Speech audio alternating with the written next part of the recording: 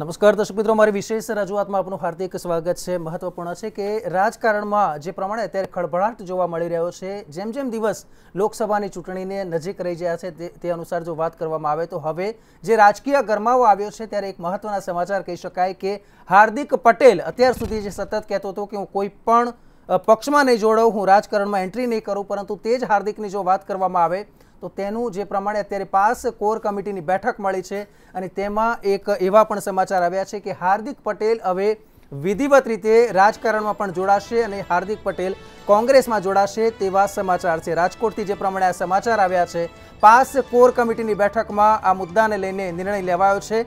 મહત્વપૂર્ણ છે કે આગામી 12 તારીખે જે કોંગ્રેસ વર્કિંગ કમિટીની બેઠક અમદાવાદ ખાતે છે ત્યારે તેને વિધિવત રીતે કોંગ્રેસમાં સામેલ કરવામાં આવશે। તો આ જે સમાચાર છે કહી શકાય કે ગુજરાતના રાજકારણમાં કદાચ ભવિષ્યમાં માટે જો વાત કરવામાં આવે તો એક મહત્વપૂર્ણ સમાચાર કહી શકાય, કારણ કે આ એ હાર્દિક છે કે જે શરૂઆત જે થઈ હતી તે પાટીદાર અનામત આંદોલનને લઈને થઈ હતી અને ત્યાર પછી તાજેતરમાં જ્યારે કેન્દ્ર સરકાર તરફથી 10% આર્થિક અનામત છે તે આપવામાં આવી અને ત્યાર પછી પણ હાર્દિકના સૂર છે તે ભારતીય જનતા પાર્ટીના વિરોધમાં જોવા મળે છે। તો આ જ મુદ્દા પર આપણે ચર્ચા કરવી છે અને આ મુદ્દા પર ચર્ચા માટે આપણી સાથે સ્ટુડિયોમાં ઉપસ્થિત છે ભારતીય જનતા પાર્ટી તરફથી નેતા પ્રશાંતભાઈ વાળા। પ્રશાંતભાઈ, આપનું હાર્દિક સ્વાગત છે। કોંગ્રેસ તરફથી નેતા મેહુલભાઈ પટેલ છે। મેહુલભાઈ, આપનું પણ હાર્દિક સ્વાગત અને રાજકીય વિશ્લેષક મનસ્વી થાપર આપણી સાથે છે। મનસ્વીજી, આપનું પણ હાર્દિક સ્વાગત છે। પ્રશાંતભાઈ, હાર્દિક પટેલ છે તે કોંગ્રેસમાં જોડાય તેવા સમાચાર સામે આવ્યા છે। એક સમાચાર એ પણ છે કે તે જામનગર અથવા તો અમરેલી અથવા તો મહેસાણા આ 3 સ્થળ છે કે જ્યાં પ્રોબેબલ દાવેદાર માનવામાં આવે છે લોકસભાની સીટ માટે। ભાજપ આ સમાચારને કઈ રીતે જોઈ રહ્યું છે? લોકતંત્રમાં દરેકને પોતપોતાનો અધિકાર છે કઈ રાજકીય પાર્ટીમાં જોડાવું, ક્યાંથી ચૂંટણી લડવી, કયા પક્ષમાંથી ચૂંટણી લડવી, એનો દરેકને પોતપોતાનો અધિકાર છે લોકતંત્રમાં, એ ગમે ત્યાં જઈ શકે। એટલે હાર્દિક પટેલ કોંગ્રેસમાં જોડાય છે એવા સમાચાર આપના માધ્યમથી જ મને પણ મળ્યા, તો લોકતંત્રમાં એ કોઈ પણ પાર્ટીમાં જોડાય એમાં મોટી વાત નથી, પરંતુ અહીંયા વિચારવાની વાત એ છે કે તો પછી 3-3, 4-4 વર્ષ સુધી તમે પાટીદાર સમાજને તમે છેતરવાના કામ શા માટે કર્યા? તમે છેલ્લા 3 વર્ષના એના સ્ટેટમેન્ટ તમે જુઓ। પ્રશાંતભાઈ, આપને ક્યાંક એવું લાગે છે કે 25 વર્ષ ઉંમર નહોતી થઈ ને તેને કારણે આપણે લોકસભાની સીટ માટે જે રાહ જોવી પડે? નહીં, એટલે 25 વર્ષ ઉંમર નહોતી થઈ એ જુદી વાત છે, એ તો જ્યારે ટિકિટ જોતી હોય, ચૂંટણી લડવાની હોય ત્યારે ઉંમરની વાત આવે। રાજકીય પક્ષમાં તો તમે જોડાઈ શકો છો, પણ અમે તો ત્યારે પણ કહેતા હતા કે આ કોંગ્રેસની બી ટીમ છે। અમે ત્યારે મીડિયામાં અમારા પણ સ્ટેટમેન્ટ તમે જુઓ તો અમે કહેતા હતા કે ભાઈ આ કોંગ્રેસની બી ટીમ છે, પડદા પાછળ કોંગ્રેસ આને ફંડિંગ આપે છે, પૈસા આપે છે અને એક આખા સમાજને એણે છેતરીને ગેરમાર્ગે દોરી। એમણે એવું કીધું કે ભાઈ મારે રાજકારણમાં હું કોઈ દિવસ આવીશ નહીં, હું કોઈ કોંગ્રેસ પાર્ટી સાથે જોડાયેલો નથી, આવા એના સ્ટેટમેન્ટ છે। એટલે કે સમાજનો જે ભલો ભોળો વર્ગ છે એ ભલા ભલા વર્ગને છેતરીને એણે 3-3, 4-4 વર્ષ સુધી મૂર્ખ બનાવવાની કોશિશ કરી।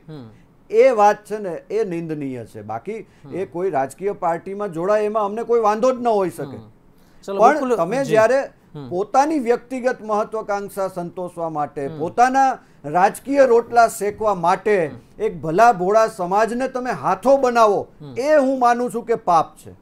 ચલો, બિલકુલ જે પ્રમાણે પ્રશાંતભાઈએ અહીંયા પ્રતિક્રિયા આપી આજ મુદ્દે આગળ જો વાત કરીએ તો રીમા દોશી અમારા સંવાદદાતા પણ ન્યૂઝ રૂમથી આપણી સાથે લાઈવ જોડાયા છે। રીમા, આપનું પણ સ્વાગત છે। આગળ આપને પણ હું પ્રશ્ન પૂછીશ, પણ એ પહેલાં જો વાત કરવામાં આવે, મનસ્વી, આ મુદ્દે આપનું શું કહેવું છે? હાર્દિક જો જોડાય છે કોંગ્રેસમાં તો તેનાથી ખાસ કરીને રાજકારણમાં સમીકરણો કેટલા અંશે બદલાય છે અને બીજી બાજુ કોંગ્રેસમાંથી અલ્પેશ ઠાકોર છે તેની જો વાત કરીએ તેવો ભારતીય જનતા પાર્ટીમાં આવે છે તો શું ફर्क પડશે? देखिए, हार्दिक ज्वाइन कर रहा है कांग्रेस को या कोई भी पॉलिटिकल पार्टी को, वो अपरिहार्य है कि उसको ज्वाइन करना ही पड़ेगा, क्योंकि ये इनएविटेबल चीज़ होती है। जहाँ पे भी जब भी हमने अभी आज़ाद देश में जब भी आंदोलन जब भी देखें, उसका एक आउटकम यही होता है, एक पॉलिटिकल आउटफिट में वो बदला जाता है। चाहे जयप्रकाश नारायण जी के आंदोलन से लेके अब तक देखिए कितने सारे लीडर्स उस सिवाय जयप्रकाश नारायण के बाकी सारे लीडर्स पॉलिटिकल एरिना में हैं, उन सब ने यही बोला था कि हम कभी पॉलिटिक्स में नहीं आएंगे। चाहे अन्ना हजारे का आंदोलन हो, उनमें भी सब ने यही बोला था कि हम कभी पॉलिटिक्स में नहीं आएंगे, पर सब आउटकम उनका पॉलिटिकल ही आउट फ्रंट रहा है, और चाहे हार्दिक हो, और जैसे प्रशांत भाई ने ये बोला कि ये गलत है, तो हार्दिक के साथ में जो उसकी टीम वाले मेंबर्स थे उनको तो बीजेपी ने खुद लिया है, रोटी सेकना ये लेना आपने उनको खुद लिया है।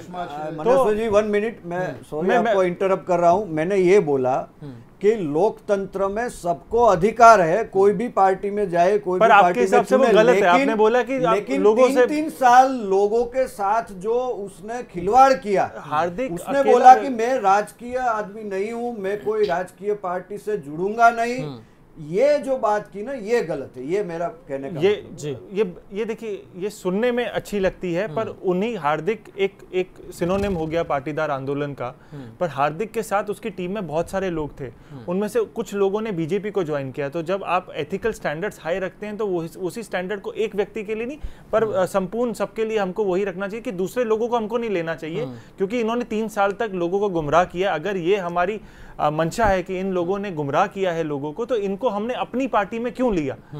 तो ये जो स्ट्रैटेजिकल मूव्स होते हैं उसमें ये देखिए, राजनीति है, सब समझते हैं, पर स्ट्रैटेजिकल मूव और आपकी कथनी करनी में फर्क नहीं होना चाहिए। जब आप एक पॉलिटिकल फ्रंट पे होते हैं, पब्लिक आप अवेयरनेस क्रिएट करते हैं, तो ये नहीं होना चाहिए कि हार्दिक जो कर रहा है वो पर्सनल कॉल है। और आज तक इस इतिहास में देश के इलेक्टोरल पॉलिटिक्स में जिन आंदोलनकारियों ने जिनको पब्लिक प्लेटफॉर्म मिला है, वो बहुत ही जल्दी उन्होंने अपना रूप बदल के वो एक पॉलिटिशियन फॉर्मेट में बहुत जल्दी आए हैं। चाहे किरण बेदी भी उस टाइम पे अन्ना के साथ बोला करती थी कि मैं राजनीति में नहीं आऊंगी, वो अभी गवर्नर है बीजेपी से। अरविंद केजरीवाल की बात कर सकते हैं। પણ જો આંદોલનમાં ભાગ લીધો હોય તો ત્યાર પછી તેઓની રાજકારણમાં વિધિવત એન્ટ્રી થતી જ હોય છે, ભલે તે કોઈ પણ પક્ષમાં જોડાય। આ જ મુદ્દે અમારા સંવાદદાતા રીમા દોશી સાથે આપણે વાત કરીશું। રીમા, મહત્વની બાબત છે કે હાર્દિકની રાજકારણમાં વિધિવત એન્ટ્રી થાય તેવા સંકેત જોવા મળી રહ્યા છે। આ સંકેતને તમે કઈ રીતે જુઓ છો, અને ખાસ કરીને જો તેઓ કોંગ્રેસમાં જોડાય છે તો કોંગ્રેસની ખાસ કરીને વોટ બેંકમાં શું ફરક પડશે? કઈ જાતિ, કઈ સમુદાયના લોકો છે તે હાર્દિકને અને કોંગ્રેસને સપોર્ટ કરશે? જી નેહલ, ખાસ કરીને જ્યારે કહી શકાય કે આજે રાજકોટના પડઘરી ખાતે પાસની જે બેઠક મળી હતી તેમાં આ નિર્ણય લેવામાં આવ્યો છે કે હાર્દિક પટેલ જે છે તે 12મી માર્ચના રોજ જ્યારે કોંગ્રેસની CWC અને અડાલજ ખાતે જે રેલી યોજાવા જઈ રહી છે તેમાં હાર્દિક પટેલ જે છે તે રાહુલ ગાંધી, સોનિયા ગાંધી સહિતના જે દિગ્ગજ નેતાઓ છે તેમની હાજરીમાં કોંગ્રેસનો ખેસ ધારણ કરશે। ત્યારે સૌથી મહત્વની બાબત એ પણ છે કે હાર્દિક પટેલ જે છે તેની ચૂંટણી લડવાની અનેક જગ્યાઓ પરથી અટકળો ચાલી છે। સૌથી પહેલાં તો વાત કરીએ તો અમરેલીથી પણ ચૂંટણી લડવાની વાત હતી, ત્યારબાદની જો વાત કરીએ તો જામનગરથી પણ તેઓ ચૂંટણી લડે તેવી હાલ પ્રબળ શક્યતાઓ જોવા મળી રહી છે। જામનગરની જો વાત કરીએ તો જામનગરમાં હાલ પૂનમ માડમ કે જે એક આહિર મહિલા છે તે હાલ ત્યાંના સાંસદ છે। ક્યાંક એવી પણ અટકળો હતી કે પૂનમ માડમ જે છે તે પ્રથમ વખત જ ત્યાંના સાંસદ રહ્યા હતા અને બીજી વખત તેઓ ત્યાંથી ચૂંટણી ન લડે તેવી પણ પ્રબળ શક્યતાઓ જોવા મળી રહી હતી। અને 2-3 દિવસ અગાઉ જે રીવાબા જાડેજા જે છે તે પણ ભાજપમાં જોડાયા, એટલે એવી પણ વાત હતી કે રીવાબા જે છે તે ચૂંટણી લડશે, પરંતુ હાલની દ્રષ્ટિએ બાબત સ્પષ્ટ છે કે પૂનમ માડમ જ કહી શકાય કે ભાજપમાંથી જામનગરની સીટ ઉપરથી ચૂંટણી લડશે, સાથે સાથે કોંગ્રેસમાંથી હાર્દિક પટેલ ચૂંટણી લડે તેવી પ્રબળ શક્યતાઓ જે છે તે હાલ જોવા મળી રહી છે। જામનગરની પણ જો વાત કરીએ તો જામનગરમાં પાટીદારોના જે મતદારો જે છે તેમની ખૂબ જ મોટી સંખ્યા છે। સાથે સાથે જ છેલ્લા ઘણા સમયથી હાર્દિકના જામનગર ખાતે જે રેલી યોજી હતી, ખેડૂત સંમેલન યોજ્યું હતું અને ત્યારબાદનો તેમનો જે પ્રવાસ રહ્યો છે તે જામનગરનો ખૂબ જ વધી ગયો છે। તે બાબત સ્પષ્ટ કરી રહી છે કે હાર્દિક પટેલ જે છે તે જામનગરથી ચૂંટણી લડે તેવી હાલ પ્રબળ શક્યતાઓ છે। નેહલ, બિલકુલ રીમા, આપ અમારી સાથે જોડાયેલા રહેશો। આગળ જો વાત કરવામાં આવે, મેહુલભાઈ આપને એક સીધો સવાલ પૂછો છે કે અહીંયા 2 ઘટનાક્રમ જોવા મળે છે। એક છે હાર્દિકની જે કોંગ્રેસમાં એન્ટ્રી, અને બીજું છે કે કોંગ્રેસના નેતા એટલે કે અલ્પેશ ઠાકોર આવતીકાલે આપણને ખબર પડશે પણ તેની ભારતીય જનતા પાર્ટીમાં એન્ટ્રી, તો લાગે છે કે કોંગ્રેસને મતે કેટલો ફાયદો કે કેટલું નુકસાન?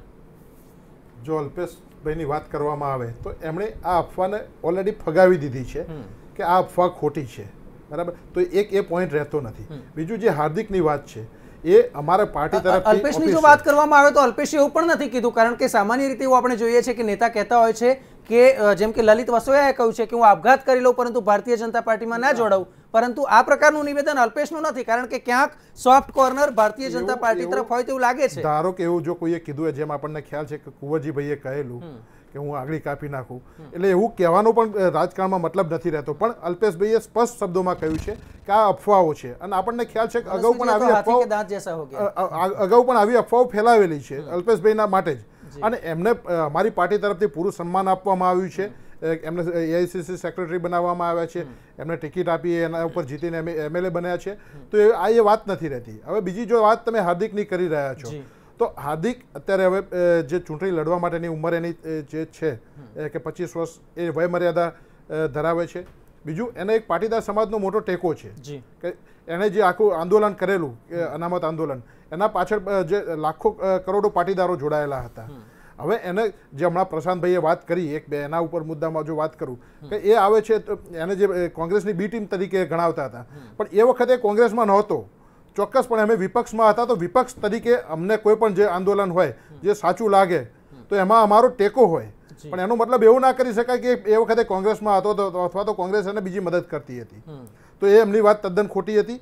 જો બીજી વાત કરવામાં આવે કે પાટીદાર સમાજ દ્વારા અથવા તો એવું બની શકે કે જે પાસના બીજા અગ્રણીઓ હોય એમણે એવું નક્કી કર્યું હોય કે જો કોંગ્રેસમાં જોડાવાથી એ પાટીદાર સમાજની હાર્દિક વધુ સારી સેવાઓ કરી શકશે, તો એમણે આ પ્રમાણેનો નિર્ણય લીધો હોય એવું બની શકે છે. પણ અત્યારે હાલ મને પૂરેપૂરો ખ્યાલ નથી એ મેટરમાં, એટલે હું વધારે બીજું કંઈ નહીં કહી શકું. બિલકુલ, બહુ સ્પષ્ટ આપણે વાત કરી, અને સ્વાભાવિક છે કે જ્યારે જે પ્રમાણે અચાનક હાર્દિકની એન્ટ્રી અને અલ્પેશ ઠાકોરની વિદાયની વાત આવે છે, ત્યારે ચોક્કસથી બંને પાર્ટીમાં ક્યાંક ચિંતા અને ક્યાંક આનંદનું મોજું પણ જોવા મળે છે. આગળ જો વાત કરીએ તો SPGના નેતા લાલજી પટેલ આપણી સાથે ફોન લાઈન પર જોડાયા છે. લાલજીભાઈ, મહત્વ બાબત છે કે હાર્દિક પટેલ એ હાર્દિક છે કે જે 3.5 વર્ષથી 10% અનામતની વાત કરતા હતા, પાટીદારોના ઉદ્ધારની વાત કરતા હતા, પરંતુ હવે એ જ હાર્દિક કે જે કહેતા હતા કે હું રાજકારણમાં ક્યારેય નહીં પ્રવેશું, અને હવે વિધિવત જાહેરાત થાય તેવી શક્યતા છે, 12મી તારીખે કોંગ્રેસમાં જોડાય તેવી શક્યતા છે. આપનું મંતવ્ય શું છે?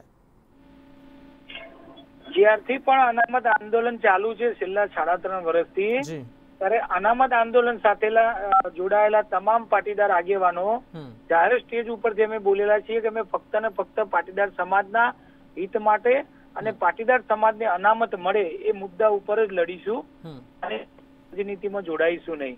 તો જ્યારે આજે મેં મીડિયાના માધ્યમથી સાંભળ્યું કે હાર્દિક 12મી તારીખે રાહુલ ગાંધીની સભાની અંદર કોંગ્રેસનો ખેસ પહેરશે, ત્યારે ખરેખર દુઃખ થયું. કારણ કે ઘણા લોકો વિધાનસભાની અંદર ભાજપ અને કોંગ્રેસમાં જોડાઈ ગયા. લાલજીભાઈ, તમને તો આનંદ થવો જોઈએ કે એક પાટીદાર નેતા આગળ આવી રહ્યો છે, લોકસભામાં જાય તો શું વાંધો છે? નહીં, પાટીદાર નેતા આગળ આવવા માટે જ અમારું સંગઠન કામ કરે છે, પણ અમારે આંદોલનના ચહેરાની અલગ વાત છે. કાલે હું ભાજપમાં જોડાઈ જઉં છું, ચાલશે? સમાજ સ્વીકારશે? બિલકુલ. કારણ કે અમારી વાત હતી એ ફક્ત ને ફક્ત પાટીદાર સમાજના હિત માટે. પણ હાર્દિક તો કહે છે કે હિત છે, હવે બધું જ થઈ ગયું છે, 10% આર્થિક અનામત મળી ગઈ છે, અને તે બધું મારે કારણે થયું છે.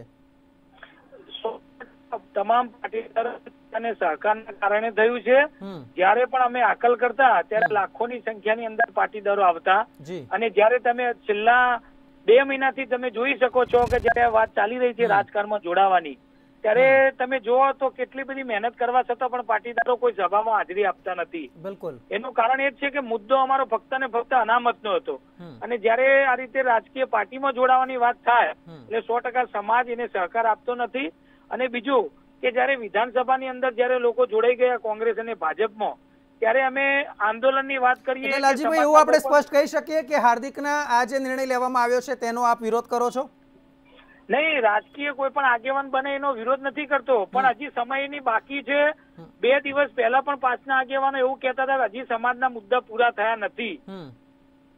આજે હું હાર્દિકને મીડિયાના માધ્યમથી પૂછવા માંગુ છું કે પાટીદાર સમાજના શહીદોને નોકરી મળી ગઈ? પાટીદાર સમાજ ઉપર આજે મારી જોડે 25 FIR છે કે જે આંદોલનમાં રાત દિવસ મહેનત કરીને જેના ઉપર ખોટા કેસો થયા હતા, એ લોકો ઉપરથી ખોટા કેસો પાછા ખેંચી ગયા, અને પાટીદારો ઉપર જે ગુજરાતમાં પોલીસે દમન કર્યું હતું એને ન્યાય મળી ગયો પાટીદારોને.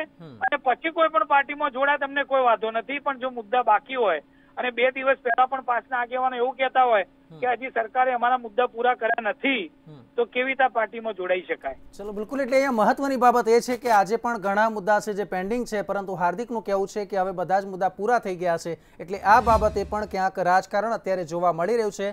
પાસની અંદર પણ ડખા છે તે જગ જાહેર છે. લાલજીભાઈ, આપનો ખૂબ ખૂબ આભાર, આપ અમારી સાથે જોડાયા, આપે આપનું મંતવ્ય આપ્યું. જે પ્રમાણે આપણે ચર્ચા કરી રહ્યા છે, મહત્વની બાબત એ છે કે એક દિવસમાં બે સમાચાર આવી રહ્યા છે. એક છે હાર્દિક પટેલનું કોંગ્રેસમાં આગમન, અને તેવી જ રીતે વાત કરીએ તો અલ્પેશ ઠાકોરનું જો વાત કરવામાં આવે તો તેનું ભારતીય જનતા પાર્ટીમાં સ્વાગત થાય તેવી શક્યતા છે.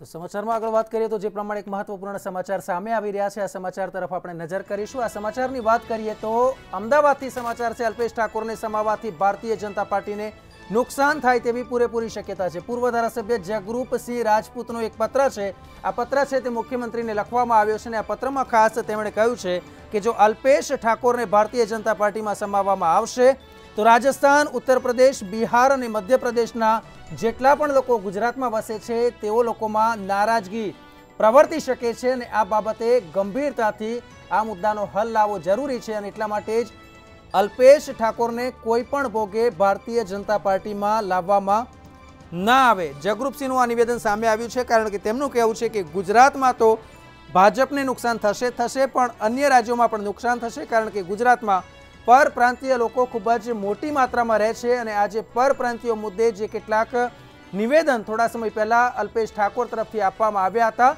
તેને કારણે ભારતીય જનતા પાર્ટીને નુકસાન થઈ શકે તેવી પણ શક્યતા છે. તો જે પ્રમાણે આ સમાચાર સામે આવ્યા છે, મહત્વપૂર્ણ છે કે પૂર્વ ધારાસભ્ય તરફથી આ પત્ર સીએમને લખવામાં આવ્યો છે.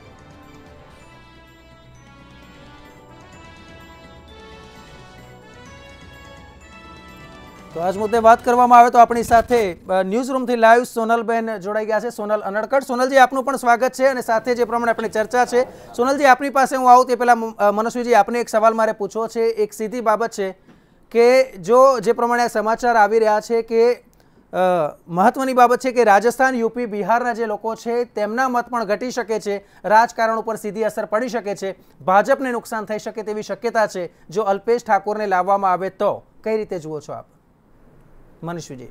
देखिए, अल्पेश ठाकोर कुंवर जी बावलिया नहीं है कि उनके आने से कोई खास मेजर फर्क बीजेपी को पड़ेगा अगर वो आते हैं, या कांग्रेस को कोई बहुत मेजर नुकसान होगा, क्योंकि वो नए एमएलए अभी रिसेंटली बने हैं जिनको 2 साल पहले 3 साल पहले तक उनकी कोई मास लीडरशिप या कैडर बेस ऑर्गेनाइजेशन स्किल्स के बारे में कभी भी चर्चा नहीं हुई. उन्होंने जो एक आंदोलन किया था जिसके रूप में वो एक नेता बने थे, अगर वो वहाँ से हट जाते हैं या कांग्रेस का टिका वो छोड़ देते हैं तो मेरे हिसाब से व्यक्तिगत तौर पे अल्पेश ठाकुर को ही नुकसान है. दोनों पार्टी इसमें से किसी को नुकसान नहीं है. ऐसा हमने बहुत सारे मिड सेगमेंट लीडर्स को देखा है. एक बार दोबारा मैं आपके पास आ रहा हूँ. આગળ જો વાત કરીએ તો સોનલ અનડકટ આપણી સાથે જોડાઈ ગયા છે. સોનલજી, એક સવાલ સીધો પૂછવો છે કે જે પ્રમાણે નિવેદન આવ્યું છે, જગરૂપસિંહનું કહેવું છે, મુખ્યમંત્રીને આવેદનપત્ર પણ આપવામાં આવ્યું છે કે જો અલ્પેશ ઠાકોરને ભારતીય જનતા પાર્ટીમાં લાવવામાં આવશે તો નુકસાન ભાજપને જ જશે, કારણ કે પરપ્રાંતિયોનો મુદ્દો છે એ પરપ્રાંતિયો ભૂલ્યા નથી. શું કહેશો? ચોક્કસપણે નિહલ, જગરૂપસિંહ રાજપૂતે આજે સીએમને પત્ર લખીને એવો વિરોધ દર્શાવ્યો છે, વિરોધ પ્રદર્શિત કર્યો છે કે અલ્પેશ ઠાકોરને જો ભાજપમાં લાવવામાં આવશે તો યુપી, બિહાર, મધ્યપ્રદેશ અને રાજસ્થાન જેવો જે હિન્દી બેલ્ટ છે, માત્ર ગુજરાત જ નહીં પરંતુ ગુજરાત બહારનો જે હિન્દી બેલ્ટ છે ત્યાં પણ પરપ્રાંતિયોના જે અને ગુજરાતમાં જે પરપ્રાંતિયોના મત છે અને બહાર હિન્દી બેલ્ટ જે છે ત્યાં મોટા પાયે ભાજપને નુકસાન થઈ શકે તેમ છે. તેનું કારણ તેમણે એવું મૂક્યું છે કે અગાઉ ઉલ્લેખનીય છે કે જે ઘટના બની હતી બાળકી પર એક દુષ્કર્મના કેસમાં પરપ્રાંતિયોનું નામ, હિન્દી ભાષીનું નામ સામે આવ્યું હતું, અને તે વખતે ઠાકોર સેનાએ જે હિન્દી પરપ્રાંતિયો પર જે દમન ગુજાર્યો હતો અને તેના કારણે થઈને પરપ્રાંતિયોએ દિવસ રાત જોયા વગર જે ગુજરાત છોડી અને પોતાના વતન પરત ફરવાની ફરજ પડી હતી. તો આ જે ઘટના બની તેના કારણે થઈને ઠાકોર સેનાની સામે અને ખાસ કરીને અલ્પેશ ઠાકોરની સામે જે તે સમયે પણ આંગળીઓ ચિંદાઈ હતી, વિવાદ ઊભો થયો હતો, અને આજે એ જ વસ્તુને આગળ ધરીને જગરૂપસિંહ રાજપૂતે જે આ પત્ર લખ્યો છે તેમાં વિરોધ પ્રદર્શિત કર્યો છે અને એવું જણાવ્યું છે કે જો અલ્પેશ ઠાકોરને ભાજપમાં લાવવામાં આવે તો આ જે વોટ બેંક છે પરપ્રાંતિયોની અને હિન્દી બેલ્ટમાં જે મત ભાજપને મળી રહ્યા છે તે ગુમાવવાનો વારો આવી શકે તેમ છે. આજે ઉલ્લેખનીય છે કે સવારથી જ ભાજપમાં જોડાવાની, અલ્પેશ ઠાકોરની ભાજપમાં જોડાવાની જે અટકળો છે તે અત્યંત તેજ બની છે અને તેના જે રાણીપ ખાતેનું કાર્યાલય છે ત્યાં સવારથી તે ઠાકોર સેનાના જે કાર્યકર્તાઓ છે અને આગેવાનો છે તેની સાથે તે બેઠક કરી રહ્યા હતા અને કોંગ્રેસના અન્ય જે બે ધારાસભ્યો છે ધવલ ઝાલા અને અન્ય જે ધારાસભ્યો છે, ટોટલ 3 ધારાસભ્યો જે ભાજપમાં જોડાવાની વાત કરી રહ્યા છે તેમની બેઠકો ચાલી રહી હતી. પરંતુ સાંજે હજુ સુધી કોઈ નિવેદન તેમના તરફથી, અલ્પેશ ઠાકોર તરફથી એવી ચોખ્ખોટ આવી નથી કે પ્રતિક્રિયા તેમના તરફથી આપવામાં આવી નથી. તેમણે ક્લિયરલી કહ્યું છે કે આવતીકાલે બપોરે 2 વાગે તેઓ જે પત્રકાર પરિષદ કરશે તેમાં જ આ ખુલાસો કરશે. અને ચોક્કસપણે નિહાલ, જો આજે એવું કહી શકાય કે આવતીકાલે જો અલ્પેશ ઠાકોર છે તે પંજાનો હાથ છોડે છે અને કેસરીયો ખેસ ધારણ કરે છે, કદાચ એવું પણ બને કે તે ભાજપમાં ન પણ જોડાય, તો પછી હવે અલ્પેશ ઠાકોરનું જે રાજકીય કારકિર્દી છે તેની સામે ચોક્કસપણે પ્રશ્નાર્થ સર્જાઈ શકે તેમ છે. કારણ કે એક તરફ કોંગ્રેસમાં અલ્પેશ ઠાકોરની સામે વિરોધનો સૂર ઉઠ્યો છે એ એટલા માટે કેમ કે કોંગ્રેસના જે દિગ્ગજ નેતા છે, અગાઉના ઠાકોર સમાજનું પ્રતિનિધિત્વ કરી રહ્યા છે જગદીશ ઠાકોર, તેમની સાથે પાટણ લોકસભા બેઠક માટે થઈને ગજગ્રાહ અલ્પેશ ઠાકોરને ચાલી રહ્યો છે. અને આ જે બેઠક માટે થઈને જે ગજગ્રાહ ચાલી રહ્યો છે તેના કારણે થઈને કોંગ્રેસમાં તેની નારાજગી પ્રવર્તી રહી છે. તો બીજી બાજુ ભાજપમાં તેમના પ્રવેશ પહેલા જ એક વિરોધનો સૂર ઉઠ્યો છે. એટલે આ બંને બાબતો જ્યારે એક સાથે ચાલી રહી છે ત્યારે કદાચ એવું બને કે આવતીકાલે અલ્પેશ ઠાકોર પંજાનો તો સાથ છોડે છે પરંતુ કેસરીયો ખેસ તે ધારણ કરવાની વાત કરી રહ્યા છે, પરંતુ ભાજપ તેમને અપનાવશે કે કેમ અથવા તો દાખલ કરશે કે કેમ તે પણ એક સવાલ છે. જી બિલકુલ સોનલ, આપ અમારી સાથે જોડાયેલા રહેશો. આગળ જો વાત કરવામાં આવે તો પાસ નેતા ગીતા પટેલ આપણી સાથે ફોન લાઈન પર જોડાયા છે. ગીતાજી, આપનું સ્વાગત છે. ગીતાજી, એક મહત્વનો સવાલ છે કે જે પ્રમાણે આપણે થોડા સમય પહેલા પણ ચર્ચા થઈ હતી કે હવે હાર્દિક પટેલ રાજકારણમાં જોડાય તેવી પૂરેપૂરી શક્યતા છે. હવે વિધિવત રીતે જો આવતીકાલે તેઓ કોંગ્રેસમાં જોડાય છે તો સૌપ્રથમ આપનું મંતવ્ય શું છે? લાગે છે સંપર્ક કપાઈ ગયો છે. ગીતાજી સાથે ફરી એકવાર આપણે વાત કરવાની કોશિશ કરીશું. જે પ્રમાણે આપણી ચર્ચા જારી છે, વાત કરવામાં આવે તો આ મુદ્દે મેહુલજી આપની પાસે આવું છું. જે પ્રમાણે હમણાં આપણા સંવાદદાતા તરફથી જાણવા મળ્યું સોનલ અનડકટ પાસેથી, એમણે બહુ સરસ વાત કરી કે કદાચ તેઓ કોંગ્રેસ છોડે છે પરંતુ ભારતીય જનતા પાર્ટીમાં જોડાતા નથી, તો શું કોંગ્રેસ માટે આ 50% રાહતના સમાચાર કહી શકાય?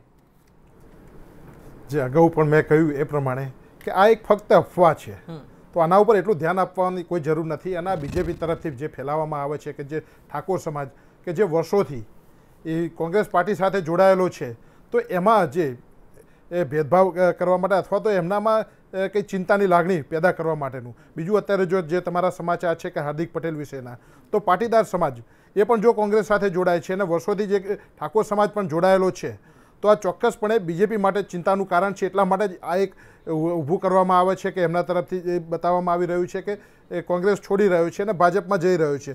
અને એ લોકો જ અત્યારે હાલ તમે જે બતાવ્યું એ પ્રમાણે વિરોધ કરી રહ્યા છે. તો પછી એમાં છેલ્લે જો છોડવાનું નથી તો એ એવું કહી શકશે કે બીજેપીમાં વિરોધ થયો એટલા માટે નથી છોડ્યું, પણ હકીકતમાં આ બધી ફક્ત ને ફક્ત અફવાઓ છે. અફવાઓનું જે અત્યારે બજાર છે તે ગરમ છે ને એટલા માટે આપણે રાહ જોવી પડશે કે આવતીકાલે ખાસ કરીને આ મુદ્દાને લઈને અલ્પેશ ઠાકોર શું પ્રેસ કોન્ફરન્સમાં કહે છે. આગળ વાત કરીએ ફરી એકવાર ગીતા પટેલ પાસ નેતા આપણી સાથે ફોન લાઈન પર જોડાઈ ગયા છે. ગીતાજી, આપનું સ્વાગત છે. ગીતાજી, મહત્વની બાબત છે કે પહેલા પણ થોડા સમય પહેલા પણ જ્યારે અહીંયા આપ ડિબેટમાં આવ્યા હતા ત્યારે પણ આપણે ચર્ચા કરી હતી કે હાર્દિક હવે રાજકારણમાં આવે એવી પૂરેપૂરી શક્યતા છે, ત્યારે હવે 12 તારીખની પ્રતીક્ષા કરવામાં આવી રહી છે. આપ આ સમગ્ર ઘટનાને કઈ રીતે જોઈ રહ્યા છો? જો જ્યારે હાર્દિક પટેલને હું માનું છું ત્યાંથી દરેક પાર્ટી ઈચ્છતી હોય કે હાર્દિક પટેલ જેવો યુવા લીડર અમારી પાર્ટીની અંદર આવે અને પ્રતિનિધિત્વ કરે, તેવી જ રીતે કોંગ્રેસે હાર્દિક પટેલને આમંત્રણ આપ્યું હતું. અને એ પછી હાર્દિક પટેલે કીધું મારી પાસની ટીમ છે, મારી સાથે સતત જોડાયેલી છે, એ ટીમને પૂછી અને પછી હું નિર્ણય લઈશ. અને આજે રાજકોટના પડદરીની અંદર એક આજે મારી પાસ કોર કમિટીની મિટિંગ યોજાઈ હતી. એ મિટિંગની અંદર નિર્ણય લેવાયો છે કે હા, હાર્દિક પટેલને કોંગ્રેસની અંદર જોડાવવું જોઈએ અને 12 માર્ચે કોંગ્રેસની અંદર જોડાવાના. ગીતાજી, મહત્વની બાબત એ છે, અહીંયા સવાલ સીધો છે કે નરેન્દ્ર મોદીની જો વાત કરવામાં આવે તો વડાપ્રધાન મોદી તાજેતરમાં આવ્યા હતા. ઉમિયા ધામનું જે શિલાન્યાસ વિધિ હતી ત્યારે તેઓ આવ્યા હતા. લાખોની જનમેદની ત્યારે ત્યાં ઉમટી પડેલી હતી. ધાર્મિક આગેવાનો, ધાર્મિક નેતા પણ પાટીદાર સમાજના ઉપસ્થિત હતા. જો કોંગ્રેસમાં હાર્દિક પટેલ જોડાય છે તો લાગે છે કે ધાર્મિક આગેવાનોનો સપોર્ટ હાર્દિકને મળશે? જો અત્યાર સુધી નરેન્દ્ર મોદીએ પાટીદાર સમાજને ધોકા મારી અને કેસો કર્યા છે, રાજદ્રોહ જેવી ગંભીર કલમો લગાવી છે. અને પાટીદારોને ખુલ્લેઆમ પાટીદારો પર લાઠીઓ વરસાવી છે, ગોળીઓ વરસાવી છે, અને સમાજ ખૂબ સારી રીતે સમજે છે. એ પછી સમાજના મંચ પરથી રાજકીય અખાડો બનાવવાની વાત હોય તો એ બહુ માહિર છે, પણ સમાજ ખૂબ સારી રીતે સમજે છે કે પાટીદાર સમાજનો લાડકવાયો દીકરો છે અને ઇલેક્શન લડતો હોય તો ચોક્કસ સમાજ એની સાથે જ હોય. અને બિલકુલ હું માનું છું ત્યાં સુધી હાર્દિક પટેલની સાથે હું એવું માનું છું કે હાર્દિક પટેલે પાટીદાર સમાજ એક નહીં, દરેક સમાજ ઈચ્છતા હોય કે આવો યુવા લીડર સમાજ માટે લડે અને ગુજરાત રાજ્યની જનતા માટે લડે, અને આવો યુવા લીડરશીપ જ્યારે મળતી હોય ત્યારે હું માનું છું ત્યાં સુધી દરેક વિસ્તારમાંથી હાર્દિક પટેલને આમંત્રણ મળી રહ્યું છે કે તમે અમારી લોકસભામાં લડવા માટે આવો. ત્યારે આજે જ્યારે કોર કમિટીને પૂછીને નિર્ણય લેવાયો છે, કારણ કે હાર્દિક પટેલની સાથે આખી ટીમ ખભો મિલાવી અને એની સાથે મળીને સમાજ માટે લડ્યા છીએ. આજે પણ જ્યારે એમને ગીતાજી, ચલો હાર્દિક મુદ્દે તો આપે સ્પષ્ટતા કરી દીધી. જી ગીતાજી, હાર્દિક મુદ્દે આપે સ્પષ્ટતા કરી દીધી. અલ્પેશ મુદ્દે પૂછવું છે કે તેઓ કોંગ્રેસ છોડી રહ્યા છે, ભારતીય જનતા પાર્ટીમાં જાય તો તેની ખાસ કરીને પાટીદારો ઉપર અને પાસ ઉપર કોઈ પ્રતિક્રિયા, આપનું શું કહેવું છે આ મુદ્દે?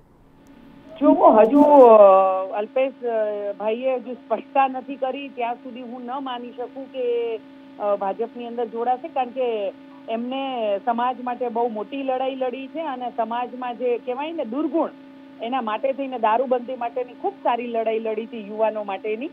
પણ હું નથી માનતી કે ભાજપની અંદર જોડાય, અને ભાજપ આવા બધા નાટકો કરવામાં માહિર છે જેથી કરીને આવા યુવાનોને બદનામ કરી શકે, જેથી કરી યુવાન સમાજની અંદર બદનામ થાય.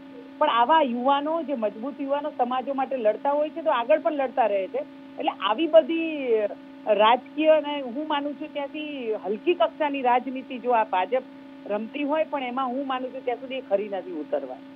બિલકુલ ગીતાજી, આપનો આભાર. જે પ્રમાણે ગીતાજીએ નિવેદન આપ્યું કે હલકી કક્ષાની રાજનીતિ ભારતીય જનતા પાર્ટી રમી રહી છે, પણ મહત્વની બાબત એ છે કે જ્યારે ચૂંટણી આવતી હોય ત્યારે બધું જ, જે પ્રમાણે જંગ હોય ત્યારે પણ આપણે કહેતા હોય છે કે જંગમાં બધું જ શક્ય હોય છે. કદાચ આમાં પણ જો ભારતીય જનતા પાર્ટી તેમાં આગળ આવે તો આપણે કહી શકાય કે તે જ રીતે ચર્ચા આગળ વધે છે. સોનલજી, આપની પાસે આવું છે, એક સીધો સવાલ પૂછો છે કે 3.5 વર્ષ વીતી ગયા છે, મોટાભાગની જે મુખ્ય માંગ હતી ત્યાંથી 10% આર્થિક અનામતની તે પૂર્ણ કરી દેવામાં આવી છે. હવે જો હાર્દિક લોકસભાની ચૂંટણી માટે ઝંપલાવે છે તો ખાસ કરીને કેવી રાજકારણ ઉપર અસર પડશે? નેહલ, રાજકારણ પર અસરની જો આપણે વાત કરીએ તો અહીંયા પહેલાં જ રાજકારણ જ્યારે આવે છે ત્યારે મતદાર સૌથી મહત્ત્વની બાબત ગણાય છે, સૌથી મહત્ત્વનો ગણાય છે મતદાર, કારણ કે તેના મતથી જ રાજકારણીઓ અત્યાર સુધી જે રાજ કર્યું છે તે મતના કારણે કર્યું છે. અને મતદારોની જો વાત કરવામાં આવે તો જો હાર્દિક પટેલ જે છે તે કોંગ્રેસમાં જોડાવા જઈ રહ્યા છે. ઉલ્લેખનીય છે કે જો મતદારોની પેટર્ન જે છે વર્ષોની રહેલી છે, જે પાટીદારો મતદાર છે તે વર્ષોથી ભાજપને વરેલા છે, તે સ્પષ્ટ બાબત છે. અને જે ઠાકોરો છે તે વર્ષોથી કોંગ્રેસના જે પરંપરાગત મતદાર ગણાય છે. આવા સંજોગોમાં બંને યુવા નેતાઓ જે છે તે એકબીજા જે ભાજપ અને કોંગ્રેસમાં જોડાવાની જે ત્યારે વાત ચાલી રહી છે, ખાસ કરીને હાર્દિક પટેલની જો વાત, તમે હમણાં સવાલ કર્યો કે હાર્દિક પટેલનું ભાવિ શું કહી શકે છે રાજકીય કારકિર્દીની વાત કરીએ તો હાર્દિક પટેલ જે છે તે એક યુવા નેતા તરીકે ચોક્કસપણે કહી શકાય કે આગળ વધ્યા છે. પરંતુ જ્યારે મતદારના માનસની વાત આવે છે ત્યારે કોઈના કહેવાથી મતદાર કદાચ કોઈને મત નથી આપતો, તે પક્ષને વફાદાર રહે છે તેવું અત્યાર સુધી જોવામાં આવ્યું છે. અને ઉલ્લેખનીય છે કે અગાઉ જેટલા આયાતી ધારાસભ્યો જેને કહી શકાય કે કોંગ્રેસ છોડીને ભાજપમાં ગયા હોય અથવા તો ભાજપ છોડીને કોંગ્રેસમાં ગયા હોય, તેમની પરિસ્થિતિ શું છે તે સૌ જાણે છે. કોંગ્રેસમાંથી અગાઉ ભાજપમાં ગયેલા તેજરીબેન પટેલ હોય કે પછી મહેન્દ્રસિંહ શંકરસિંહ વાઘેલા હોય કે અન્ય કોઈ પણ નેતા હોય, દરેક જે નેતા છે તે ભાજપમાં કોંગ્રેસની સાથે દગો કરી અને ગયા છે તો તે હાર્યા જ છે. એટલે આ બાબત હાર્દિકને પણ કદાચ લાગુ પાડી શકાય. જી બિલકુલ, એટલે હાર્દિકને પણ કદાચ આ વાત લાગુ પડી શકે છે. આપણે જાણીએ છીએ કે આયારામ ગયારામની નીતિ તે રાજકારણમાં સતત ચાલતી જ રહેશે, કદાચ ભવિષ્યમાં પણ ચાલતી રહેશે, પરંતુ આખરે જે મતદાતા છે તે જ નક્કી કરે છે કે મારો નેતા કોણ, મારો પક્ષ કયો. તો આ ચર્ચામાં ભાગ લેવા માટે મેહુલજી આપ આવ્યા, આપનો ખૂબ ખૂબ આભાર. સાથે જ મનોજ વિથાપર આપનો પણ ખૂબ ખૂબ આભાર, અને અમારા સંવાદદાતા સોનલ અનડકટ આપનો પણ આભાર. તો દર્શક મિત્રો, આથી અમારી વિશેષ રજૂઆત. નમસ્કાર.